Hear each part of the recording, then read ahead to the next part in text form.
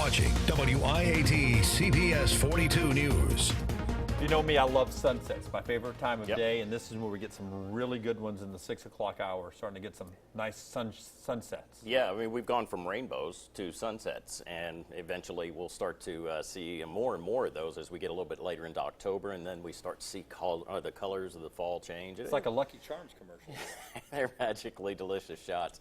Here's a look at the live shot right now. Come on, Eric, give me more than that. That's all I had.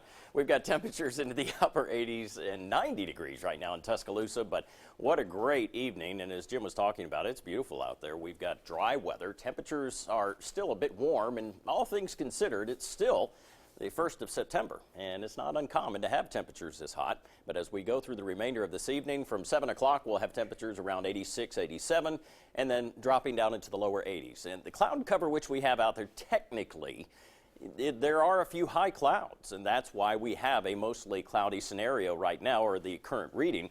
But as we get later into tonight, all of the cloud cover will be gone. A look at our storm track radar, there is just nothing going on across our area. As a matter of fact, for much of the southeast, we're in dry weather, and high pressure is at the surface. So with that high pressure in place, we have dry air being pulled in from the north and west. That just suppresses any real development as far as showers or thunderstorms. You need a lift, you need everything to go up versus sinking to get the showers going.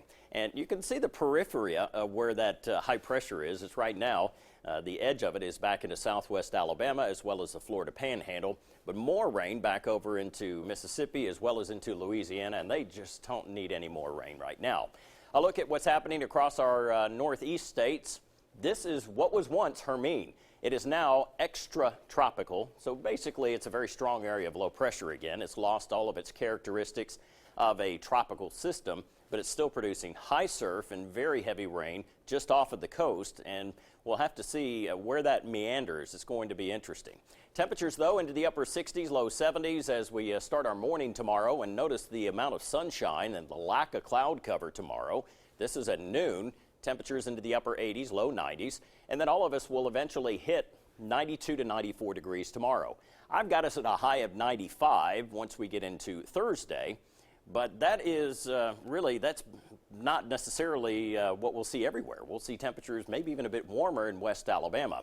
But as we look at the dew point forecast, this is a very important factor of how much it will feel like summer out there. And with the numbers into the lower and middle 60s, even upper 50s, that means the air is much drier, and we don't have to deal with much in the way of a heat index, which is good news.